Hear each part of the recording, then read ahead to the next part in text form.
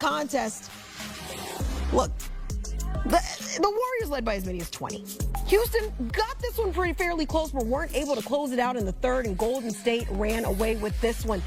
Speaking of Curry finishing his night with 22 points, 10 boards, 7 assists, Buddy Hield leading the way with 33 on the day. But it wasn't quite enough as Golden State, the experience, the talent, the shooting of Steph Curry, they're moving on to the second round.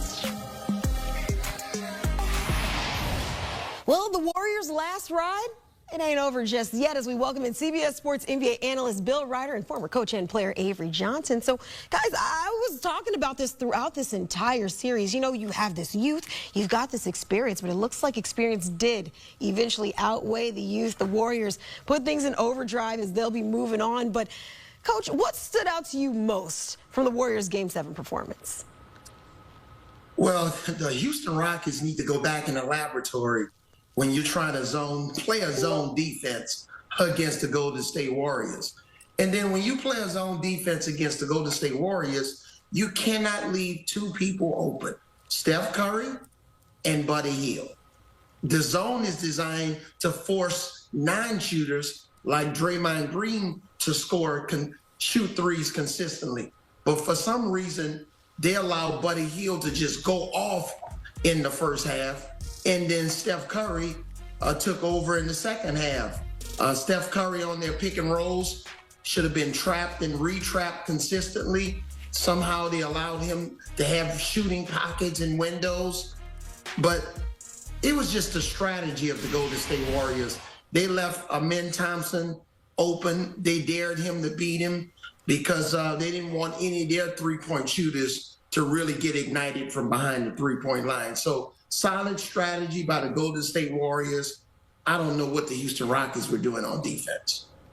Yeah, Coach is 100% right. And I'll just add that the combination of being young and inexperienced, Kiana, that you referenced, and the inability to shoot is a fairly toxic combination. Look, I think the Rockets have a really bright future.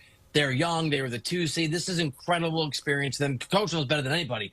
You got to kind of work your way up to that championship resume and that championship experience they hope to have someday. But they need some shooters. They need someone to go out there and create some offense. Jalen Green is way too inconsistent, was largely inconsistent in this series. I love Amen Thompson, but he's not a guy, at least from a shooting perspective yet, that has that in his arsenal. This was a tale of two very different teams, even though we were in a Game 7. You had a squad in the Warriors who have been there, done that, and who obviously can hit shots when they had the chance. Coach just walked us through how Houston made that easier than they should have.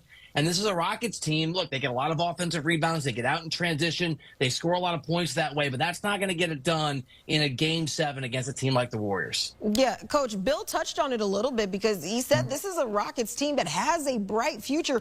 But I think if we take a step back and just kind of look at their season as a whole, it was an impressive season for this young team. Now they're coming off their first playoff appearance since the 2019-20 season. Young talent, but in your mind, Coach, what's next for Houston?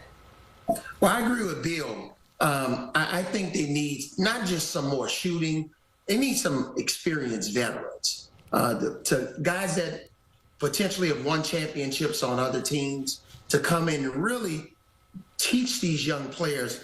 It's not always about telestration from the coach. Your best teams, it's about demonstration from their teammates out there on the floor. The coach can only do so much, draw up certain plays, but they need active veteran players that can really show them on a day in, day out basis how to be professional, how to take care of their bodies. Jalen Green, he needs to live in the weight room the entire summer because he looked fatigued. He needs to put on a little bit of weight, but adding some veteran players is definitely going to help their coaching staff because the best teams are player-led teams. Avery's 100% right. And what's really interesting here is that a lot like the Thunder a year ago, the Rockets decided to let it ride, didn't make a move at the trade deadline. Like Oklahoma City, Houston has really impressive young players, including some who don't get a lot of minutes, and a lot of draft picks in the years ahead. Unlike the Thunder, who let it, I mean, they added Caruso and they added Hartenstein in the offseason. But unlike the Thunder, this Rockets team, as Coach just walked us through, is missing something. They are missing that veteran leadership. They are missing that scoring. And they can go get it. Every expectation around the NBA from everyone I've talked to, and I'm sure Coach too, is that Kevin Durant is not going to be a Sun next year.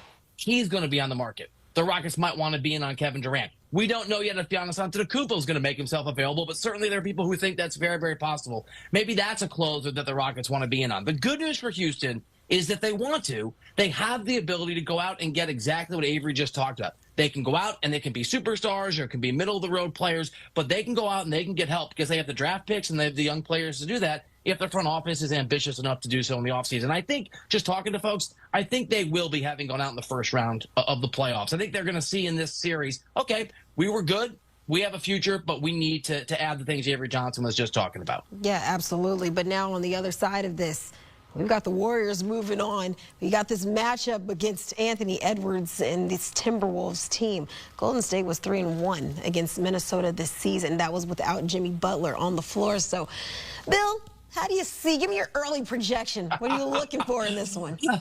Paula's who the hell knows as an analysis. Is that good? Because I love both of these teams. So, look, a little braggadocio here. I had the Warriors moving on, and I had the Timberwolves beating the Lakers. Minnesota's really good. Top 10 offense, top 10 defense. We know Anthony Edwards and what he's about, and we saw last year he levels up. He goes to another place, a better place in the postseason and the playoffs. My sort of lean, the joke that a GM once told me is if you make a prediction of a team in 7, it actually means you don't know. So I'll go Warriors in 7 because I don't know. I mean, these are two really good basketball teams, and I'm not trying to disrespect in any way the Thunder. The Thunder are going to be the favorites whoever they play, but if the Thunder make the conference finals, whoever wins Warriors Timberwolves can beat them. I'm not saying they'll be favored, but both of these teams have an amazing ceiling, and they're so different because obviously the Warriors are led by Steph Curry. We saw that amazing second half where he just had 19 points. He's got that experience, the resume. He's won 4 championships. Anthony Edwards hasn't done that yet, but there's every reason to believe on the small sample size we've watched him that he will eventually. So, Kiana, I don't know, but I'll lean Warriors, and I can't wait to see who wins this thing. Well, I'm going to take the Timberwolves, and here's the reason why. Especially if Rudy Gobert looks like Tim Duncan in this series, the way he did in that closeout game against the Los Angeles Lakers. I don't think the Warriors have enough size inside to offset and reduce Rudy Gobert's production. And then with the Timberwolves wing players, they're long, athletic. I think they'll do a good job on Jimmy Butler and Steph Curry. I like the Timberwolves in 7 games. I think they'll win the rebound game. The additions of Rudy, not only Rudy Gobert, Julius Randle, and DiVincenzo from the Knicks, they were really important to the Minnesota Timberwolves. So I like Minnesota in 7 games. All right, we're on opposite sides of this one. Bill liking the Warriors in 7. Avery liking the Wolves in 7. But there's one fact that neither one of you guys brought up that I think is going to be very important, and maybe I could be very wrong. But the Warriors have played extra games, extra days. This is an older team. Meanwhile, the